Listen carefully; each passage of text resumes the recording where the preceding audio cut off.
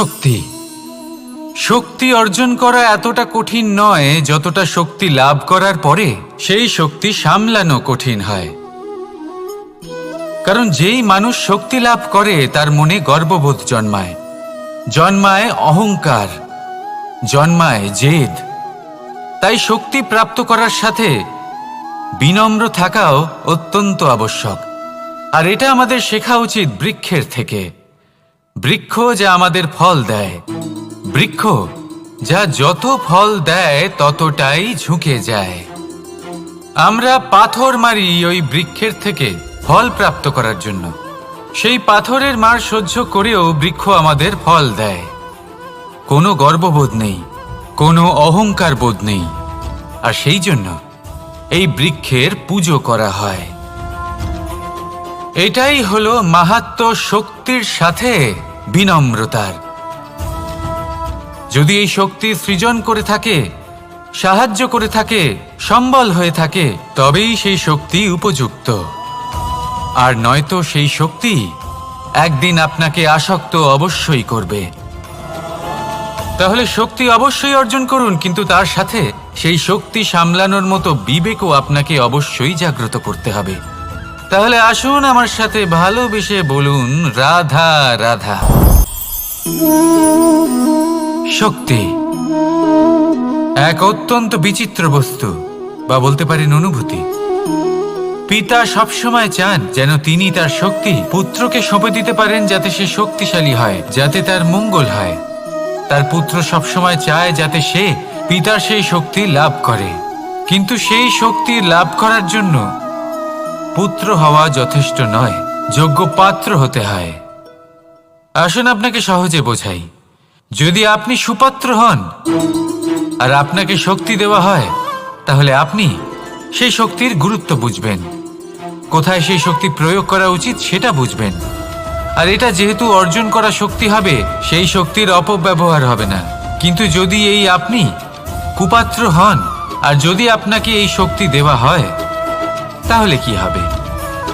দেখতে গেলে এই শক্তি আপনি দান হিসেবে পেয়েছেন, তাই না আপনি এই শক্তির গুরুত্ব বুঝবেন আর না এর প্রয়োগ আপনি জানবেন। তার অপব্যবহার হওয়া সুনিশ্চিত। তাই যদি আপনি কোনো শক্তি অর্জন করতে চান, তাহলে আগে তার যোগ্য হয়ে উঠুন। পুত্র নয়, পাত্র হয়ে উঠুন। আর আমার সাথে ভালোবেসে বলুন, রাধা রাধা। কথায় আছে, প্রত্যেক পুত্র তার পিতার প্রতিচ্ছবি হয়, আর সমস্ত প্রতিচ্ছবি চায় যেন সে তার অস্তিত্ব প্রাপ্ত করতে পারে। পুত্র চায় সে যেন তার পিতার মতো হয়, বা কখনো কখনো তার থেকেও শ্রেষ্ঠ হয়। সেটা কোনো অনুচিত ব্যাপার নয়। অনুচিত তখন হয় যখন পুত্র নিজের পিতার মতো হবার স্বপ্ন পূরণ করতে গিয়ে বা তার থেকেও শ্রেষ্ঠ হওয়ার স্বপ্ন পূরণে অনুচিত পথের আশ্রয় নেয়। কারণ তারপরে সে তার পিতার গুণগুলি আত্মসাৎ করতে চায় না। সে শুধুই এটা চায় যে সংসারের চোখে যেন আমি শ্রেষ্ঠ প্রমাণিত হই। এটা অনুচিত। সংসারে এমন অনেক মানুষ আছেন যারা এই কারণে শ্রেষ্ঠ হওয়ার চেষ্টা করেন যাতে তার পরিবারের, তার পিতার সম্মান বৃদ্ধি পায়। এমনও মানুষ থাকেন। আর এটাই হলো পার্থক্য উদ্দেশ্যের। মনে রাখবেন, যদি আপনার উদ্দেশ্য শুভ হয় তাহলে পথও শুভ হবে। যদি আপনার উদ্দেশ্য অশুভ হয় তাহলে পথও অশুভ হবে। তাহলে নিজের পিতার মতো হবার চেষ্টা অবশ্যই করুন, তার থেকেও শ্রেষ্ঠ হওয়ার চেষ্টা অবশ্যই করুন। কিন্তু মনে রাখবেন,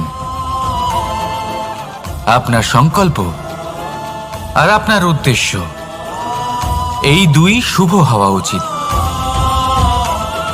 তাহলে আসুন আর আমার সাথে ভালোবেসে বলুন, রাধা রাধা। নিয়তি। রাধা আমাকে বলে, কৃষ্ণ, যদি তুমি জানো যে নিয়তিতে কি আছে, তাহলে তাকে বদলে দাও না কেন? মহাদেব আমাকে বলেন যে, শ্রীকৃষ্ণ, যদি আপনি এটা জানেন যে সাম্বের নিয়তি এটাই, তাহলে আপনি তাকে বদলানোর চেষ্টা কেন করেন? কেন? কারণ আমি একজন পিতা, আর পিতার কর্তব্য এটাই, তিনি যেন সম্ভাব্য সব চেষ্টা করেন নিজের সন্তানের মঙ্গলের জন্য। নিয়তি আমি জানি, কিন্তু এটাও আমি জানি যে কর্মের থেকে বড় আর কোনো নিয়তি হতে পারে না। অভিজ্ঞতাও রয়েছে যে কর্মের হাতে নিয়তির এই চক্র বদলে যেতে পারে। তাই জীবনে যদি আপনার কখনো এমন মনে হয় যে এটা তো অসম্ভব, তখনও চেষ্টা করা কখনোই ছাড়বেন না। কে বলতে পারে আপনারই কর্মের কোনো এক বীজ হয়তো নিয়তির চাকায় আটকে গেল আর নিয়তিকে নিজের পথ পাল্টাতে হলো, ঠিক কি না? সেই জন্য নিয়তিকে ভাগ্য মেনে নিয়ে চুপ করে বসে থাকবেন না। নিজের নিয়তি স্বয়ং নিজের কর্মের দ্বারা নির্ধারিত করুন, কারণ আপনার এই কর্মের ওপরেই আপনার অধিকার রয়েছে। আর এই অধিকারকে নিয়তি অনেক সময় সম্মানও করে। তাহলে আসুন আর আমার সাথে ভালোবেসে বলুন, রাধা রাধা। অহংকার অত্যন্ত বলশালী হয়। এই অহংকার মানুষকে কখনো নত হতে দেয় না। অদ্ভুত ব্যাপার, এই অহংকার যা মানুষকে কখনো নত হতে দেয় না, সেটাই তার পতনের কারণও হয়ে দাঁড়ায়। যেখানে মানুষ এটা ভাবতে শুরু করে যে শুধুমাত্র সেই যোগ্য, সেখান থেকেই তার পতনের আরম্ভ, ঠিক কিনা? দেখুন, যদি কোনো মানুষ এটা ভাবে যে আমি এই সব কিছু করতে পারি, তাহলে তা হলো বিশ্বাস।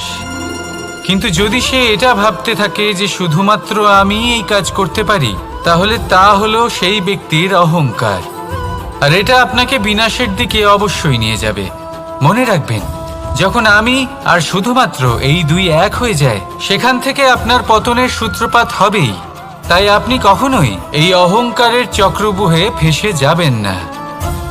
বিশ্বাস রাখুন নিজের ওপর এবং অন্যের ওপরও। আর মনে রাখবেন, বিশ্বাসের মধ্যে বিশ্বের প্রত্যেকটা বস্তু বসবাস করে। তাই এই অহংকারকে ত্যাগ করে ফেলুন আর আত্মবিশ্বাসের ওপর মনোসংযোগ করুন। আর আমার সাথে ভালোবেসে বলুন, রাধা রাধা। মানুষ নিজের জীবনে ঈশ্বরকে খুব মান্য করে, ওনার জন্য কি না করে। ভিন্ন ভিন্ন নামে তাকে স্মরণ করে, তাকে পুজো করে, তার আরাধনা করে। সে জানে যে ঈশ্বর তাকে শক্তি অবশ্যই দেবেন, তাকে সাহায্য অবশ্যই করবেন। কিন্তু যখন প্রশ্ন আসে গুরু এবং ঈশ্বরের, তখন গুরুর মান কখনো কম হওয়া উচিত নয়। কারণ সত্যি বলতে কি, গুরুই হলেন সেই সিঁড়ি যা বেয়ে আপনি ঈশ্বরের কাছে পৌঁছানোর পথ খুঁজে পাবেন।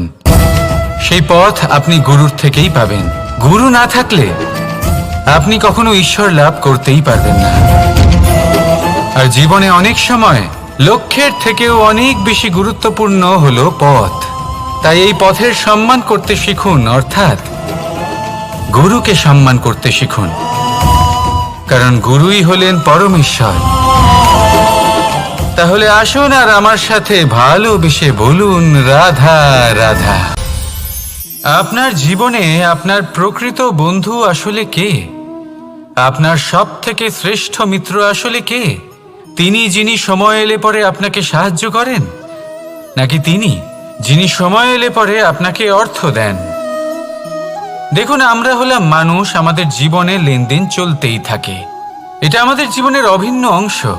কিন্তু অনেক সময় এমন হয় যে আমরা তাকেই নিজের প্রকৃত বন্ধু বলে মনে করি, যিনি আমাদের একটা বহুমূল্য উপহার দেন, ঠিক কিনা? এবার আপনার জীবনে সেই বহুমূল্য উপহার কোনটা, ওই অমূল্য মিত্র আসলে কে, সেই সিদ্ধান্ত হলো আপনার। কিন্তু যদি আপনি আমাকে জিজ্ঞেস করেন, তাহলে আমার মতে স্বর্ণ, হিরে, মুক্ত, ধন এগুলো বহুমূল্য নয়। বহুমূল্য হলো সঙ্গ, যখন আপনি একা হয়ে যাবেন, সময়, যখন আপনার তাকে প্রয়োজন হবে, সমর্পণ, যখন আপনার বিশ্বাসের প্রয়োজন পড়বে। যে মানুষ আপনার প্রতি এই 3 গুণ প্রদর্শন করেন, যিনি আপনার কঠিন সময়ে আপনাকে অবশ্যই সঙ্গ দেবেন, যখন আপনার প্রয়োজন পড়বে আপনাকে অবশ্যই সময় দেবেন, আপনার প্রতি সম্পূর্ণ সমর্পিত থাকবেন, সেই হলো আপনার আসল মিত্র, সেই হলো আপনার প্রকৃত বন্ধু। কারণ সত্যি বললে বন্ধুত্বের অর্থই হলো নিজেকে সম্পূর্ণরূপে কারোর কাছে সমর্পণ করে দেওয়া। তাই আপনার সেই বন্ধুর জন্য নিজের প্রাণ উজাড় করে দিন আর ভালোবেসে বলুন, রাধা রাধা। মানুষ জীবনে 3টে কাজ অবশ্যই করে থাকে, কিছু দান করে, কিছু গ্রহণ করে, আর কিছু ত্যাগ করে দেয়। এটাও ভাবতে থাকে যে এটা করলে কিভাবে করবে। দেবার জন্য পর্যাপ্ত ধন নেই, নেবার জন্য সংসারে অত স্নেহ নেই, আর ত্যাগ করার জন্য জীবনে এত সুখই নেই, তাহলে কিভাবে করবে? আসলে আমরা বস্তুগত চাহিদা অর্জনে এত ব্যস্ত হয়ে পড়ি যে আমরা বুঝতেই পারি না যে কি নেবার আছে, কি দেবার আছে, আর কি ত্যাগ করার আছে।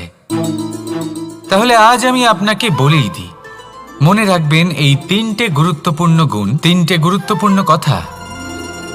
দেবার জন্য আছে দান, নেবার মতো আছে জ্ঞান, আর ত্যাগ করার মতো আছে অহংকার। যখন আপনি দান করতে শিখে যাবেন, জ্ঞান অর্জন করার শক্তি আপনা থেকেই আপনার মধ্যে চলে আসবে। আর যখন এই জ্ঞান আপনার মধ্যে প্রবেশ করবে, অহংকার আপনা থেকেই আপনার থেকে দূরে চলে যাবে। যে ব্যক্তি এই 3-এর মধ্যে ভারসাম্য বজায় রাখতে পারে, তার বর্তমান, ভূত, ভবিষ্যৎ, লোক, পরলোক সব কিছু শুধরে যায়। যেই দিন আপনি দান করতে শিখে যাবেন, জ্ঞান আহরণ করতে শিখে যাবেন, অভিমান ত্যাগ করতে শিখে যাবেন, আপনার সর্বশক্তিশালী, সর্বশক্তিমান পরমেশ্বরেরও প্রয়োজন পড়বে না।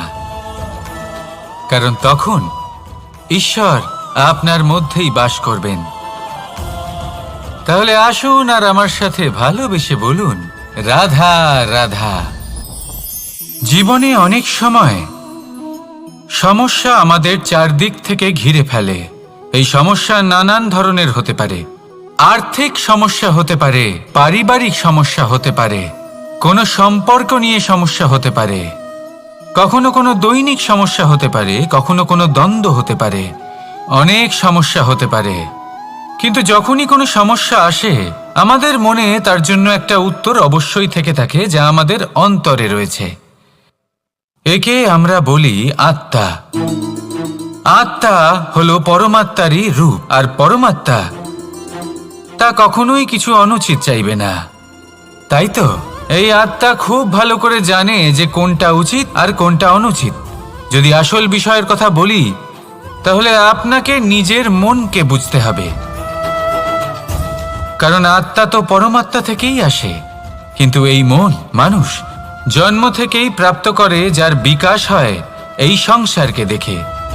যেদিন আপনার এই মন আর আপনার এই আত্মা এই দুই এক হয়ে যাবে, আত্মসাৎ হয়ে যাবে, সেদিন আপনার জীবনে না কোনো সমস্যা থাকবে, না কোনো ঝঞ্ঝাট থাকবে, না কোনো সংকট থাকবে। কারণ আপনার কাছে সেই সমস্ত সমস্যার, সমস্ত বিপদের সমাধান থাকবে, আর তাও আপনারই অন্তরে। তাহলে আসুন আর আমার সাথে ভালোবেসে বলুন, রাধা রাধা।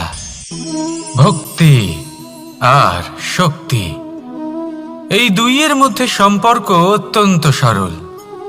মানুষ ভক্তি করেন যাতে তিনি শক্তি লাভ করতে পারেন, আর শক্তি লাভ করার পরে ভক্তি ভাব ভুলে যান, আর শক্তির প্রতি আসক্তিতে মত্ত হয়ে যান, আর সেখান থেকেই তার বিনাশ শুরু হয়। কেন? কারণ ভক্তির দ্বারা প্রাপ্ত শক্তি অন্য কারোর হিতের জন্য ব্যবহার করতে হয়, অন্য কারোর মঙ্গল করার জন্য ব্যবহার করতে হয়, কারোর বিনাশের জন্য নয়। এবার যদি আমি আপনাদের একটা উদাহরণ দিয়ে বোঝাই, তাহলে কোদাল দিয়ে আমরা মাটি কোপাতে পারি, একটা গর্ত খুঁড়তে পারি, যাতে একটা নতুন বৃক্ষ জন্ম নিতে পারে, একটা বৃক্ষ যা অন্য জীবকে ফল প্রদান করবে, যাত্রীদের ছায়া প্রদান করবে। কিন্তু এই কোদালের ব্যবহার যদি আমরা অন্য কারোর ক্ষতি করার জন্য করি, তাহলে ক্ষতি শুধুমাত্র আমাদেরই হবে। তাই জীবনে যদি আপনি কোনো শক্তি লাভ করেন, হয়তো ভক্তির দ্বারা বা অন্য যেখান থেকেই হোক, তার সদ্ব্যবহার করতে শিখুন। নয়তো এই প্রাপ্ত শক্তি আপনার পতনের কারণ হয়ে দাঁড়াবে। তাহলে আসুন আমার সাথে ভালোবেসে বলুন, রাধা রাধা। বরদান অত্যন্ত বিচিত্র এক বিষয়, কিন্তু দেখতে গেলে এই বরদান কি না করতে পারে। এক দরিদ্রকে রাজা বানিয়ে দিতে পারে, একজন দুর্বলকে এই সংসারের সবথেকে শক্তিশালী ব্যক্তি বানিয়ে দিতে পারে। কিন্তু আমরা ভুলে যাই এক অত্যন্ত গুরুত্বপূর্ণ কথা। বরদান এই শব্দের শেষে দান লুকিয়ে রয়েছে। এই দান কথাটা অত্যন্ত গুরুত্বপূর্ণ। আমাদের মনে রাখা উচিত এই বরদান আমরা দানে পেয়েছি, আর তাই তার সম্মান করা উচিত, কখনোই অহংকার করা নয়। আর যে ব্যক্তি বরদান পেয়ে অহংকার করেন তার যা ক্ষতি হয় তা হলো এই বরদান তার থেকে কেড়ে নেওয়া হয়। বর অর্থাৎ শ্রেষ্ঠ, অর্থাৎ বরদানের অর্থ হলো একটা শ্রেষ্ঠ দান, এবং তার ব্যবহার যদি আপনি কারোর ক্ষতি করার জন্য করেন তাহলে ক্ষতি শুধুই আপনার হবে। তাহলে এই বরদানের সম্মান করুন, উচিত পথে চলুন, আর উচিত উদ্দেশ্য নিয়ে এর ব্যবহার করুন, সব কিছু ভালোই হবে। তাহলে আসুন আর আমার সাথে ভালোবেসে বলুন, রাধা রাধা। পিতা আর পুত্রের সম্পর্ক অত্যন্ত মধুর হয়ে থাকে। পিতা স্বপ্ন দেখেন, তাকে পূর্ণ করার সকল সম্ভাব্য চেষ্টা করেন, কিন্তু তাও অনেক সময় ওনার স্বপ্ন অপূর্ণ থেকে যায়। তখন পিতা ভাবেন যে স্বপ্ন উনি পূর্ণ করতে পারেননি ওনার সন্তান তা অবশ্যই পূরণ করবে। যে স্থানে উনি কখনো পৌঁছতে পারেননি সেই স্থানে ওনার পুত্র অবশ্যই পৌঁছবে। পিতা নিজের সন্তানের ভবিষ্যৎ নিয়ে সেই স্বপ্ন দেখেন, আর যখন সেই সন্তান সামনে এগোতে থাকে তখন তার দুঃখ হয় না, বরং গর্ব হয়। ওনার ভালো লাগে এটা দেখে যে ওনার সন্তান অনেক উন্নতি করছে। কিন্তু যখন সন্তান নিজের অভিভাবকের শক্তি দেখে, তার যশ দেখে হিংসা করতে থাকে, সমস্যা সেইখানেই শুরু হয়। সেই জন্য সকল সন্তানকে এটা মনে রাখতে হবে, দেখুন, পুত্র হবার সুবাদে, এক সন্তান হবার সুবাদে এটা হলো আপনার অধিকার যে আপনি আপনার পিতার থেকে বেশি উন্নতি করবেন। আপনার পিতাও এটাই চান, কিন্তু সুস্থভাবে এটা করুন। একটা রেখা টেনে নিন যাতে আপনি তাতে এগোতে পারেন আর আপনার পিতার তাতে গর্ববোধ হয়, আর সেই বিষয়ে দুঃখ না হয় যে আমার সন্তান আমাকেই ছোট করার চেষ্টা করছে। ইতিহাস সাক্ষী রয়েছে, যে মানুষ অন্য কাউকে ছোট করার চেষ্টা করেছেন সেই মানুষই ছোট হয়ে গেছেন। আর আমার মনে হয় না আপনি এটা চান, কারণ কোনো একদিন আপনিও কারোর পিতা হবেন। আসুন আমার সাথে ভালোবেসে বলুন, রাধা রাধা। সাথী। সাথী এই শব্দটির ব্যাখ্যা কে কিভাবে করে? মিত্র, সখা, বন্ধু, কিন্তু অর্থ একটাই, তিনি যিনি আপনার সঙ্গী হন আর তিনি যার সাথী আপনি হন। এবার সব থেকে বড় প্রশ্ন হলো এটাই যে তিনি কে হতে পারেন যাকে আপনি আপনার সাথী বলে মেনে নিতে পারেন, নিজের সখা, নিজের মিত্র, নিজের বন্ধু মেনে নিতে পারেন। আপনার সাথী হলেন তিনি যিনি দুঃখের সময় আপনার পাশে থাকবেন, আপনার হাত ধরে থাকবেন। আপনার সাথী হলেন তিনি যার হাত আপনি নিজের সুখের দিনে ধরে থাকবেন। সেই সাথীরই হাত ধরুন যিনি দুঃখে সবসময় আপনাকে সাহায্য করার জন্য তৎপর হয়ে থাকেন, আপনার পাশে থাকেন, আর যাকে সুখের দিনে আপনি আপনার সাথে রাখতে পারেন। আর যখন আপনার সাথে আপনার এই সাথী থাকবে তখন আপনি এটা বুঝবেন যে যখন জীবনে দুঃখ আসে তখন এই দুঃখ কমে যায়, সবার মধ্যে ভাগ হয়ে যায়। আর যদি তখন সুখ আসে তাহলে সেটা সবার উপস্থিতিতে আরো বেড়ে যায়। এটাই হলো প্রেম, এটাই হলো ভালোবাসা, এটাই হলো সঙ্গ, যেমন সম্পর্ক আমার আর রাধার মাঝে। তাহলে আসুন আর আমার সাথে ভালোবেসে বলুন, রাধা রাধা। আমাদের মনে যখন কোনো প্রশ্ন ওঠে, কোনো দ্বন্দ্ব জাগে, তখন আমরা যাই আমাদের গুরুর কাছে, আমাদের আরাধ্যের কাছে গিয়ে জিজ্ঞেস করি। এইভাবেই একদিন আমি পৌঁছলাম আমার আরাধ্যের কাছে, আমার মহাদেবের কাছে। আর ওনাকে প্রশ্ন করলাম যে মহাদেব, জীবনে আনন্দ পাওয়ার, উৎসব পালনের, প্রেম ভাগ করে নেবার, জীবনকে উপভোগ করে নেওয়ার সর্বশ্রেষ্ঠ সময় কোনটা? মহাদেব হাসলেন আর উনি বললেন, জীবনে উৎসব পালনের সবথেকে শ্রেষ্ঠ দিন হলো মৃত্যুর ঠিক আগের দিনটা। প্রেম ভাগ করে নেওয়ার সবথেকে শ্রেষ্ঠ মুহূর্ত হলো মৃত্যুর ঠিক আগের মুহূর্ত। জীবনকে উপভোগ করে নেওয়ার সর্বশ্রেষ্ঠ প্রহর হলো মৃত্যুর এক প্রহর পূর্বে। তখন আমি চমকে গেলাম। আমি বললাম, কিন্তু মহাদেব, মৃত্যু তো অনিশ্চিত, আমরা জানিও না কবে আমাদের মৃত্যু হবে। মহাদেব আবার হাসলেন। উনি বললেন যে যদি আমরা এভাবে জীবন কাটাই যে আমরা জীবনের প্রত্যেক দিন, প্রত্যেক মুহূর্ত, প্রত্যেক প্রহর শেষ বলে মনে করি, তাহলে আমাদের সমস্ত জীবন আনন্দের সাথেই অতিবাহিত হবে। কি বলেন? তাহলে আপনিও এই কথা মনে রাখুন আর আমার সাথে ভালোবেসে বলুন, রাধা রাধা। জীবনে অগ্রসর হওয়ার জন্য আমাদের কাকে প্রয়োজন হয়? মাতা পিতা, বন্ধু, প্রেম, সাহায্য, অর্থ, পরিশ্রম, আশা। ভিন্ন ভিন্ন মানুষ ভিন্ন ভিন্ন বিকল্প চয়ন করে। যদি আমি আপনাকে বলি, তাহলে জয় আর পরাজয়ের মন্ত্র দুটো শব্দের উপর নির্ভর করে, মেনে নেওয়া আর দৃঢ় হওয়া। যদি মেনে নেন তাহলে হেরে যাবেন, যদি দৃঢ় হন তাহলে নিশ্চিত রূপে জয়ী হবেন। যদি কখনো আপনি ক্লান্ত হয়ে ওঠেন, আপনি দুঃখী হন, পুরোপুরি ভেঙে পড়েছেন, তখন মেনে নেবেন না যে আপনি ভেঙে পড়েছেন, নয়তো হেরে যাবেন। তখন উল্টে স্থির করবেন যে যাই হয়ে যাক না কেন, আমি জয়ী হবই। আর আপনি দেখবেন যে জয় নিশ্চিত রূপে আপনার কাছেই আসবে।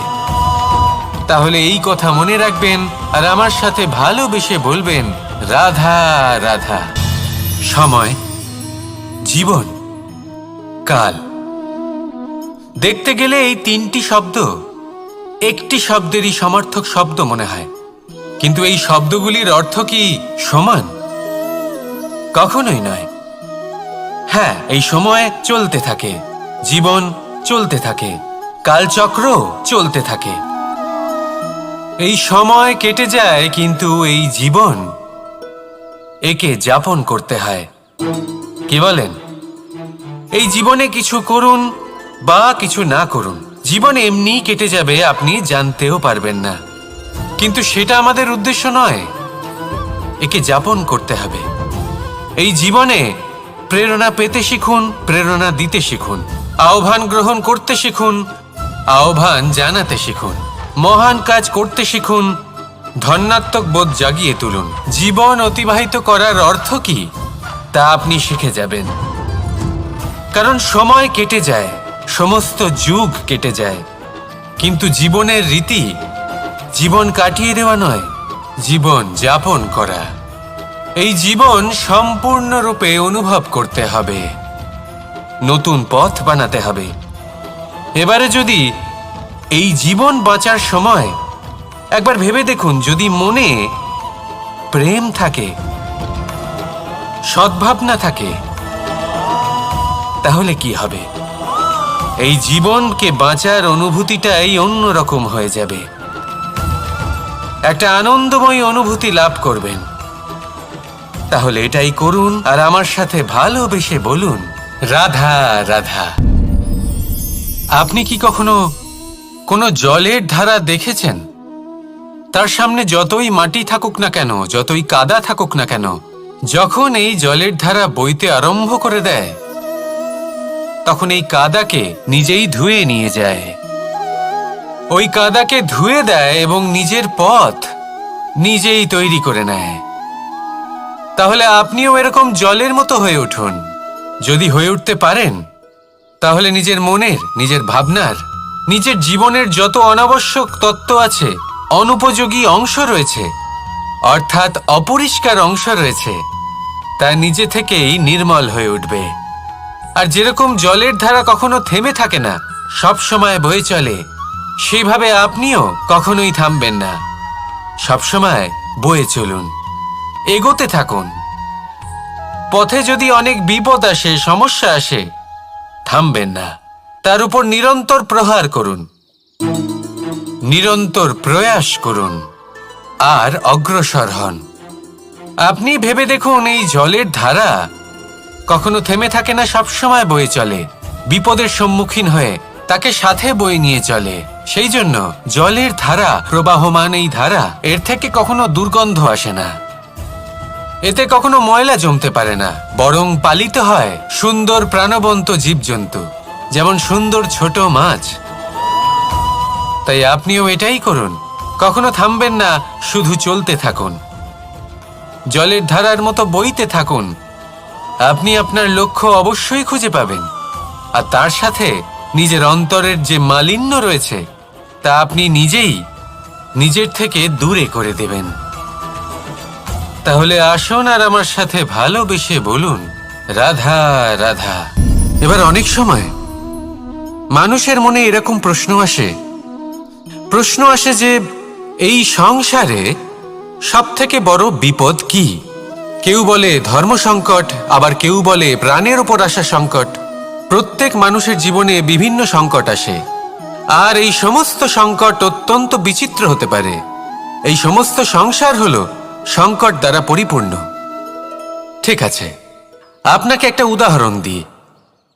একজন ধনী ব্যক্তি, এবার ওনার জীবনে সংকট কি হতে পারে? সংকট এটাই যে কেউ তার সম্পত্তি চুরি না করে নেয়, আমরা বুঝতে পারছি। এবার একজন চোর, তার জীবনে সংকট কি হতে পারে? যে চুরি করার সময় সে যদি তার একটা কাশি চাপতে না পারে, তাহলে সে ধরা পড়ে যেতে পারে, ঠিক কিনা? আবার অনেক সময় এমনও হয় যে যার জন্য আমি সংকট, সেও আমার কাছে সংকট। যেমন এই পরিস্থিতিতে দেখুন, সংকট হলো সংকট, এ তো জীবনে থাকবে, কিন্তু এর সম্মুখীন কিভাবে হওয়া যায়? খুব সরল, সব এটার ওপর নির্ভর করে, মনের ওপর। এই মনকে নিয়ন্ত্রণ করলে সব ঠিক থাকবে। এবার যদি ধনী ব্যক্তি মনকে নিয়ন্ত্রণ করে ফেলেন, নিজের অর্থের ব্যবহার শুভ কাজের জন্য, সমাজের সেবার জন্য বিকাশ করতে করেন, ওই অর্থকে একত্রিত করে না রাখেন, তাহলে চুরির সমস্যা, এই সংকট সেখানেই কেটে যাবে। এবার যদি কথা বলি সেই চোরের, তাহলে চোর যদি নিজের মনকে সংযত করে নেয়, যদি নিজের কর্মকে নিয়ন্ত্রণ করতে পারে, তাহলে এমন কোনো স্বর নেই, এমন কোনো স্বর নেই যা ওকে ধরা পড়তে বাধ্য করবে।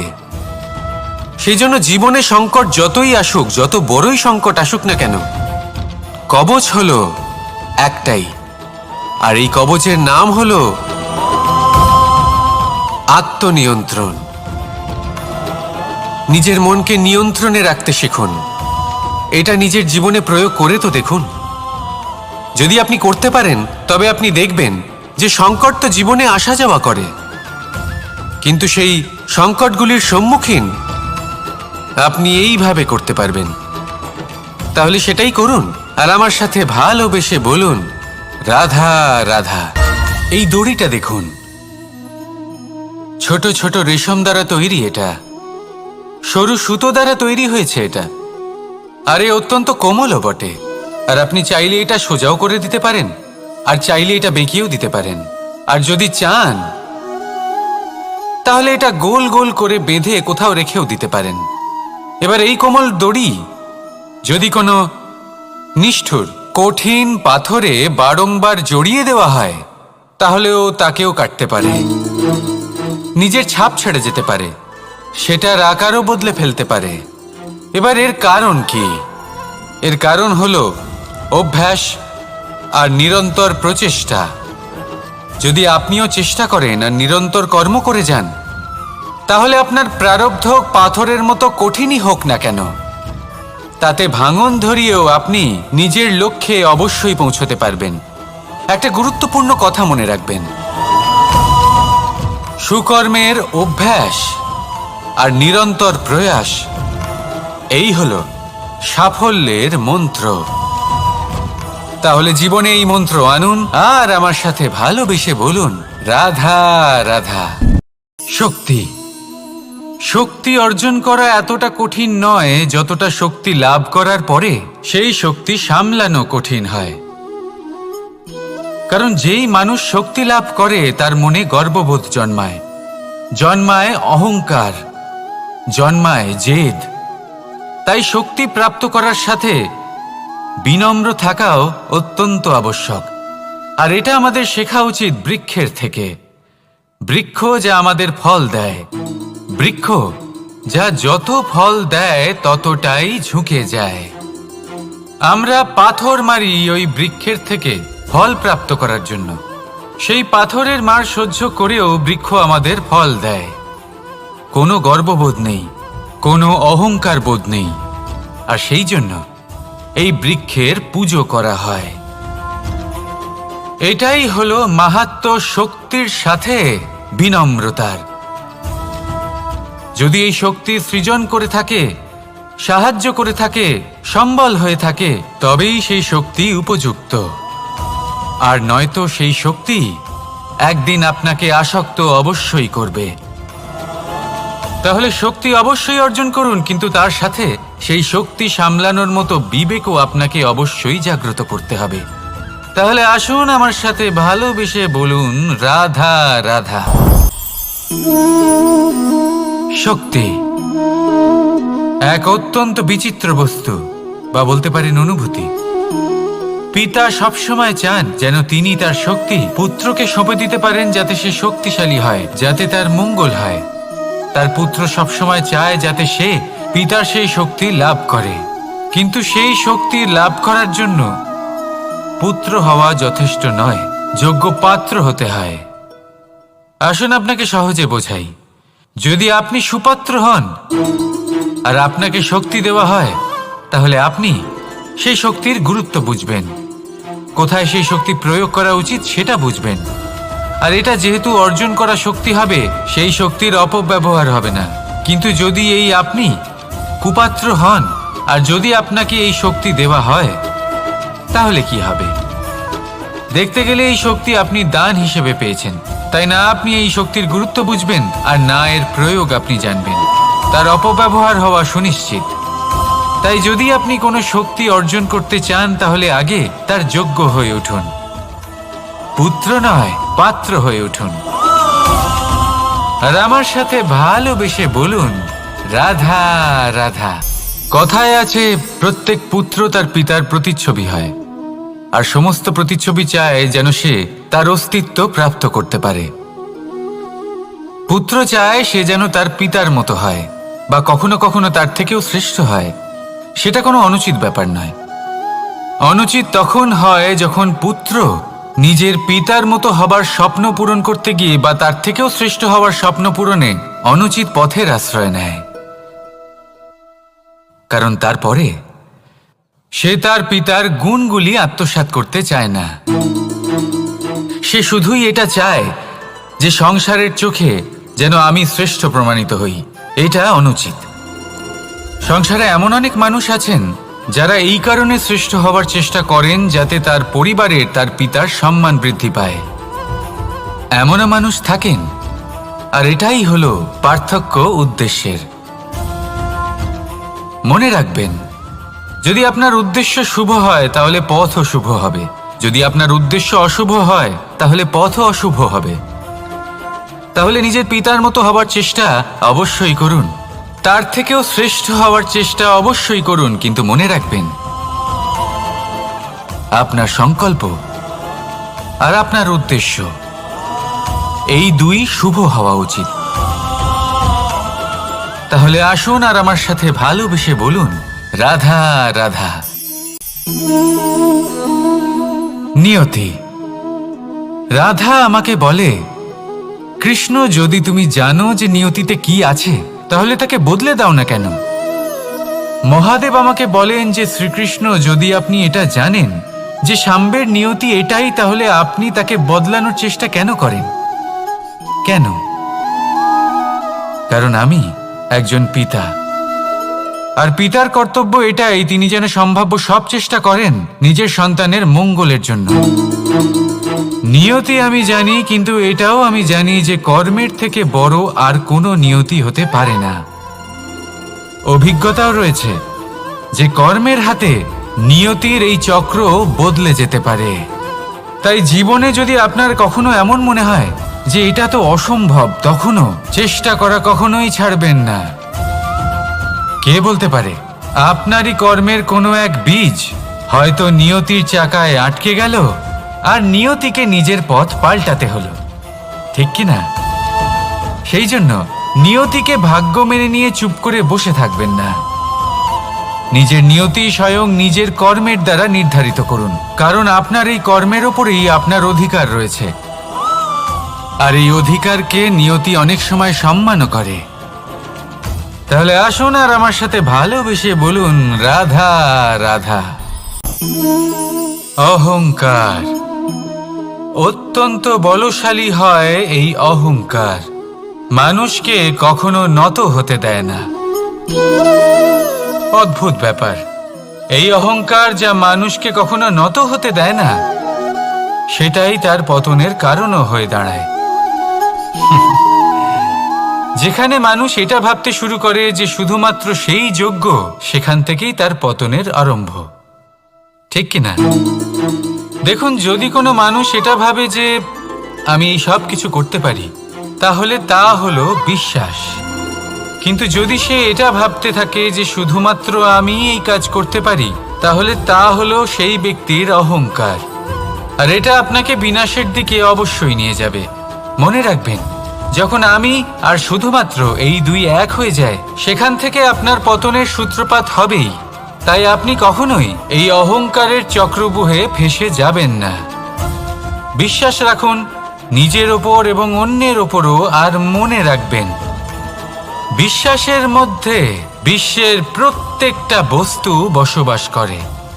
তাই এই অহংকারকে ত্যাগ করে ফেলুন আর আত্মবিশ্বাসের ওপর মনোসংযোগ করুন। আর আমার সাথে ভালোবেসে বলুন, রাধা রাধা। মানুষ নিজের জীবনে ঈশ্বরকে খুব মান্য করে, ওনার জন্য কি না করে। ভিন্ন ভিন্ন নামে তাকে স্মরণ করে, তাকে পুজো করে, তার আরাধনা করে। সে জানে যে ঈশ্বর তাকে শক্তি অবশ্যই দেবেন, তাকে সাহায্য অবশ্যই করবেন। কিন্তু যখন প্রশ্ন আসে গুরু এবং ঈশ্বরের, তখন গুরুর মান কখনো কম হওয়া উচিত নয়। কারণ সত্যি বলতে কি, গুরুই হলেন সেই সিঁড়ি যা বেয়ে আপনি ঈশ্বরের কাছে পৌঁছানোর পথ খুঁজে পাবেন। সেই পথ আপনি গুরুর থেকেই পাবেন। গুরু না থাকলে আপনি কখনো ঈশ্বর লাভ করতেই পারবেন না। আর জীবনে অনেক সময় লক্ষ্যের থেকেও অনেক বেশি গুরুত্বপূর্ণ হলো পথ। তাই এই পথের সম্মান করতে শিখুন, অর্থাৎ গুরুকে সম্মান করতে শিখুন, কারণ গুরুই হলেন পরমেশ্বর। তাহলে আসুন আর আমার সাথে ভালোবেসে বলুন, রাধা রাধা। আপনার জীবনে আপনার প্রকৃত বন্ধু আসলে কে? আপনার সব থেকে শ্রেষ্ঠ মিত্র আসলে কে? তিনি যিনি সময় এলে পরে আপনাকে সাহায্য করেন, নাকি তিনি যিনি সময় এলে পরে আপনাকে অর্থ দেন? দেখুন, আমরা হলাম মানুষ, আমাদের জীবনে লেনদেন চলতেই থাকে। এটা আমাদের জীবনের অভিন্ন অংশ। কিন্তু অনেক সময় এমন হয় যে আমরা তাকেই নিজের প্রকৃত বন্ধু বলে মনে করি, যিনি আমাদের একটা বহুমূল্য উপহার দেন, ঠিক কিনা? এবার আপনার জীবনে সেই বহুমূল্য উপহার কোনটা, ওই অমূল্য মিত্র আসলে কে, সেই সিদ্ধান্ত হলো আপনার। কিন্তু যদি আপনি আমাকে জিজ্ঞেস করেন, তাহলে আমার মতে স্বর্ণ, হিরে, মুক্ত, ধন এগুলো বহুমূল্য নয়। বহুমূল্য হলো সঙ্গ, যখন আপনি একা হয়ে যাবেন, সময়, যখন আপনার তাকে প্রয়োজন হবে, সমর্পণ, যখন আপনার বিশ্বাসের প্রয়োজন পড়বে। যে মানুষ আপনার প্রতি এই 3 গুণ প্রদর্শন করেন, যিনি আপনার কঠিন সময়ে আপনাকে অবশ্যই সঙ্গ দেবেন, যখন আপনার প্রয়োজন পড়বে আপনাকে অবশ্যই সময় দেবেন, আপনার প্রতি সম্পূর্ণ সমর্পিত থাকবেন, সেই হলো আপনার আসল মিত্র, সেই হলো আপনার প্রকৃত বন্ধু। কারণ সত্যি বললে বন্ধুত্বের অর্থই হলো নিজেকে সম্পূর্ণরূপে কারোর কাছে সমর্পণ করে দেওয়া। তাই আপনার সেই বন্ধুর জন্য নিজের প্রাণ উজাড় করে দিন আর ভালোবেসে বলুন, রাধা রাধা।